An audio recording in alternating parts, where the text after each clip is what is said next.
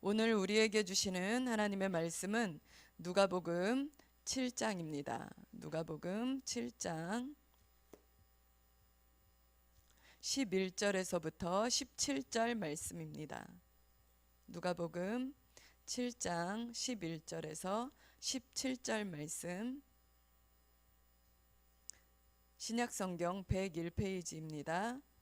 교독하겠습니다. 그 후에 예수께서 나인이란 성으로 가실새 제자와 많은 무리가 동행하더니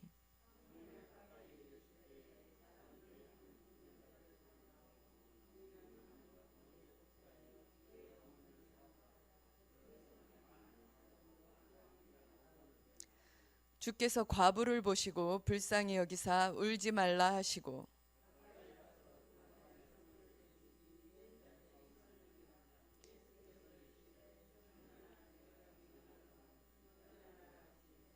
죽었던 자가 일어나 앉고 말도 하거늘 예수께서 그를 어머니에게 주시니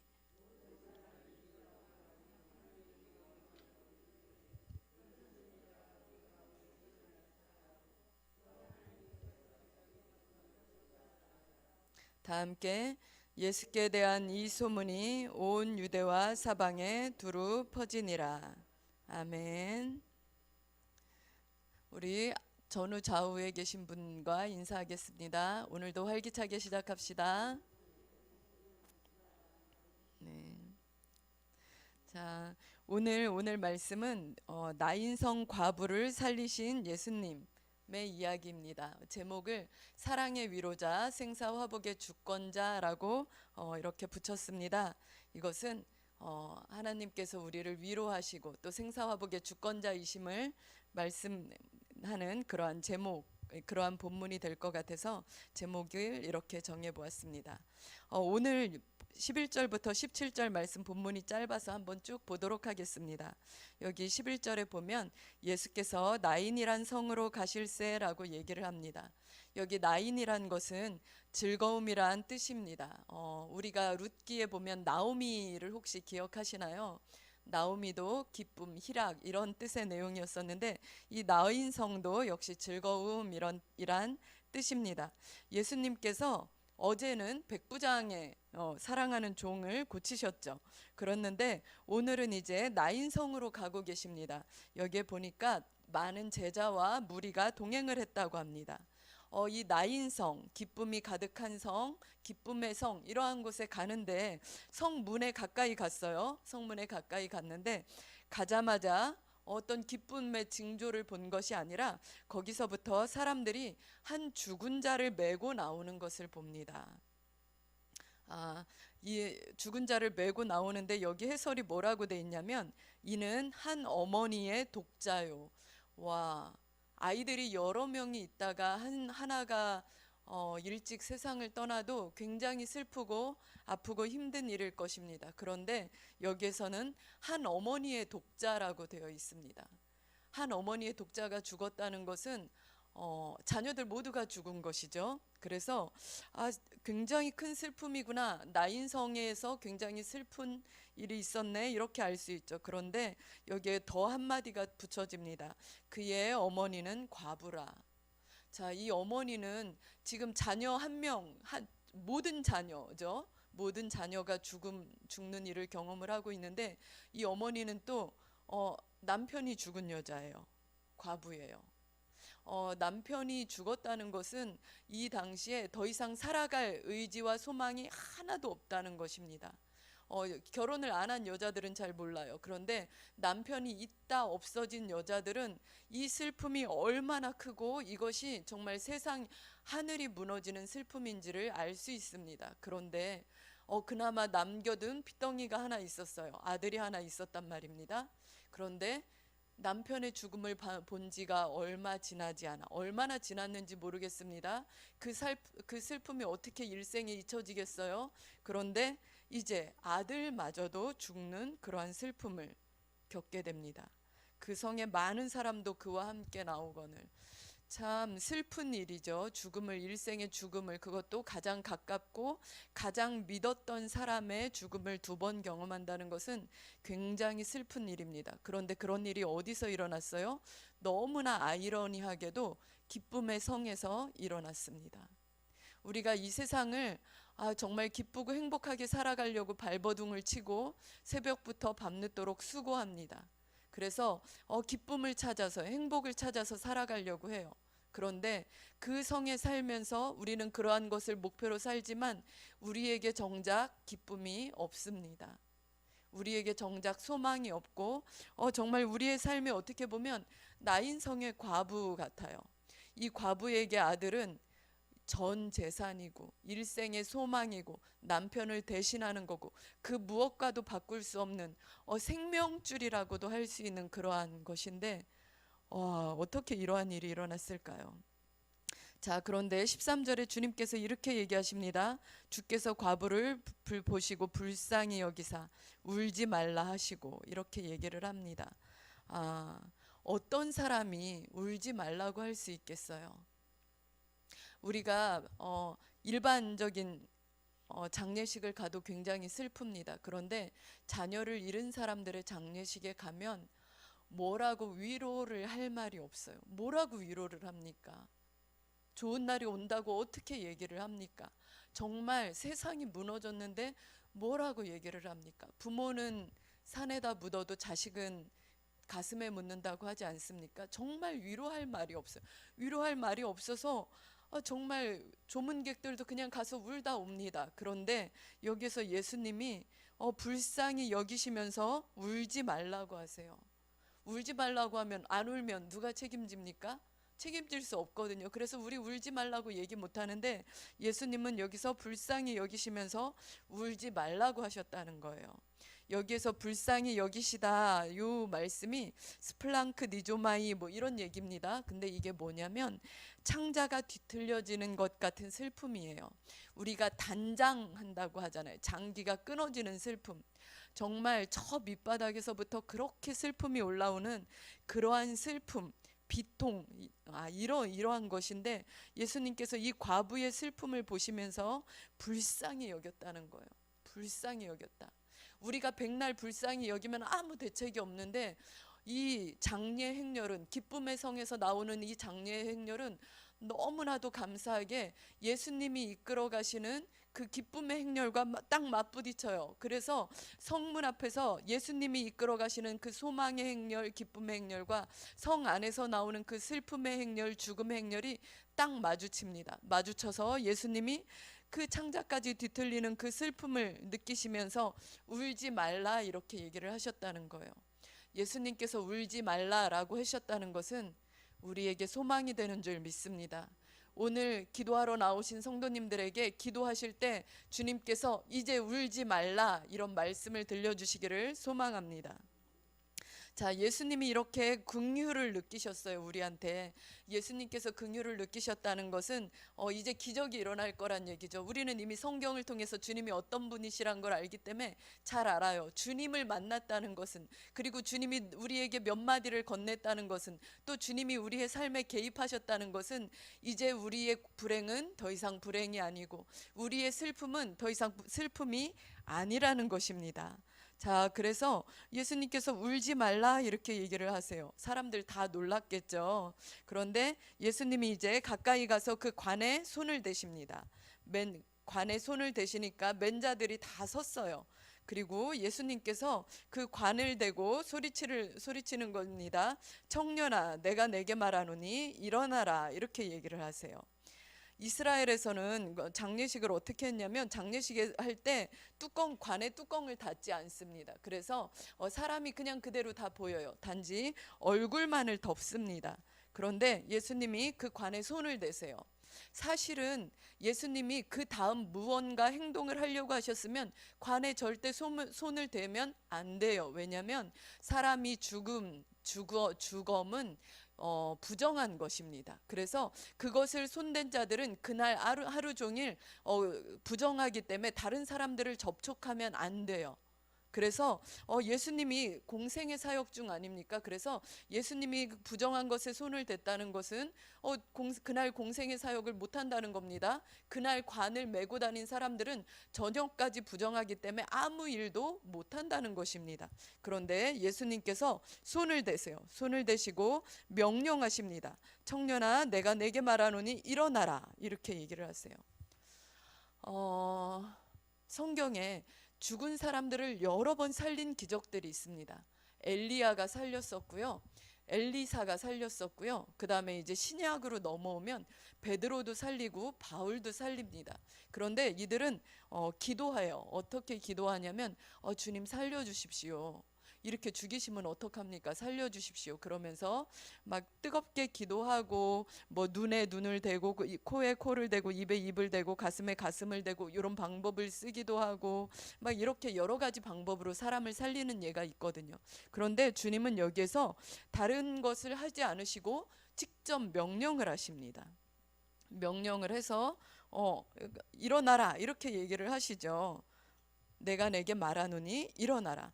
예수님께서는 여기서뿐만 아니라 다른 데서도 살리실 때 계속 명령을 하십니다. 왜 그럴까요? 왜 예수님께서 명령을 하실까요? 또 예수님이 왜 이렇게 명령하는 방법을 사용하실까요? 우리가 이것을 보면서 떠올릴 수 있는 것이 무엇이냐면 예수님이 바로 하나님의 본체시라는 것입니다. 하나님이 천지를 어떻게 창조하셨죠? 말씀 한마디로 창조하셨어요. 그래서 뭐라고 얘기하냐면 하나님께서 말씀으로 만상을 끌어내셨다고 얘기를 합니다. 그래서 예수님이 그 구절, 모든 사람들이 기억하고 있는 그 성경 구절을 생각나게 하시는 거예요. 그래서 말씀으로 세상을 창조하셨던 것처럼 말씀으로 기적을 일으키시는 것이죠. 자, 그러면 일어났을까 안 일어났을까요? 일어났습니다. 그래서 청년이 일어나 앉고 말도 하거늘 예수님께서 그를 어머니에게 주시니.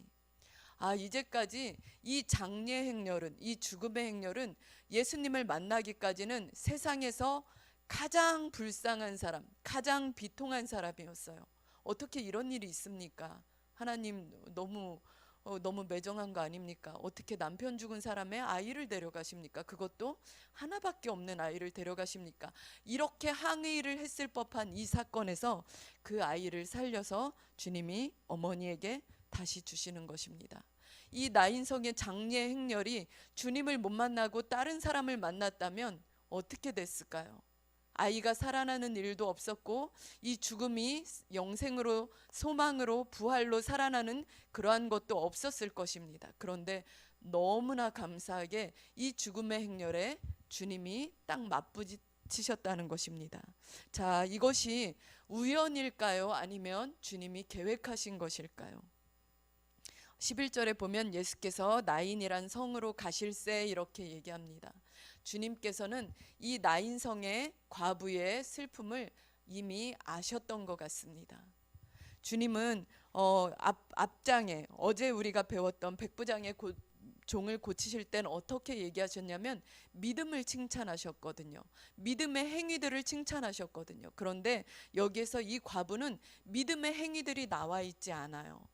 그리고 그냥 슬퍼했을 뿐입니다. 그런데 누가 찾아오셨어요? 주님이 찾아오셨어요.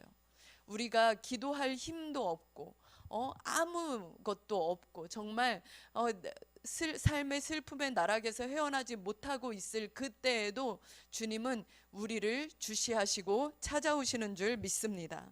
그래서 우리에게 소망이 있는 것입니다. 주님은 우리를 결코 혼자 내버려 두지 않습니다. 그래서 이러한 일들, 주님이 이렇게 아이를 살렸다는 이 이야기가 모든 사람들에게 전해져요.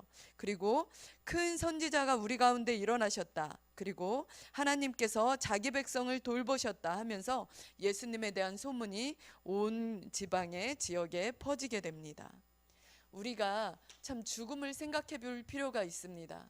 누군가 아플 때면 아픔은 그렇게 절망스럽지 않아요. 좋은 병원을 가고 좋은 의사를 만나면 해결될 거라고 생각을 합니다. 또 돈이 좀 있으면 좋아질 거라고 생각을 합니다. 그런데 죽음은 달라요. 아무도 피해갈 수 없습니다. 아주 어린이도 피해갈 수 없고 아주 힘이 든든한 청년들도 피해갈 수 없고 또 아무리 착하게 산 사람들도 피해갈 수 없는 것이 죽음입니다. 왜 그렇죠? 우리는 죄를 지었기 때문입니다. 아담으로부터 원죄를 지었기 때문에 우리는 죽음을 절대 피해갈 수가 없어요. 그래서 죽음 앞에선 무능력하고 무기력합니다. 아무도 우리가 사랑하는 그 누구가 죽었다고 할 때 그 사람을 다시 불러올 수 없고 다시 우리와 만나게 하거나 얘기하게 할 수 없습니다. 이렇게 죽음은 막강한 힘을 가지고 있습니다. 그래서 우리는 항상 죽음을 두려워해요. 히브리서 2장 14절에 15절에 보면 이렇게 얘기합니다. 자녀들은 혈과 육에 속하였음에 그도 또한 같은 모양으로 혈과 육을 함께 지니심은 죽음을 통하여 죽음의 세력을 잡은 자 곧 마귀를 멸하시며 또 죽기를 무서워함으로 한평생 매여 종노릇하는 모든 자들을 놓아주려 하심이니. 우리는 죽음의 종노릇해요. 단지 생물학적인 죽음뿐만 아니라 죽음이 주는 모든 위협에 우리는 종노릇합니다. 직장에 갔는데 누군가 나를 짓밟고 올라갈 것 같아요. 나보다 더 승진할 것 같아요. 그러면 그거 그냥 승진하네 이렇게 생각하지 않습니다. 쟤 때문에 내가 죽겠구나 이렇게 생각을 해요. 남편이 나를 막 못살게 굴면 저 사람 때문에 내가 힘드네. 어떡하지? 이렇게 생각하지 않습니다. 저 사람 때문에 내가 제 명예 못 살겠구나. 이렇게 생각을 해요.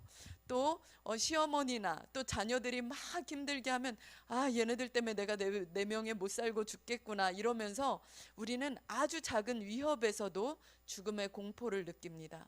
그래서 그 죽음의 공포에 종노릇하죠. 그래서 점점 더 우리도 똑같이 악한 방법을 쓰고 또 살아남으려고 발버둥치다 보니까 우리의 정말 선한 인간성은 다 상실하고 우리도 세상 사람들처럼 나쁜 사람들, 악한 사람들이 되어갈 때가 많습니다. 그런데 이 모든 것을 회복하시려 주님이 오셨어요. 어떻게요? 혈과 육을 함께 지니시고 죽음을 맛보심으로 우리를 죽음의 공포에서 해방시켜 주시려고 하신다는 것입니다.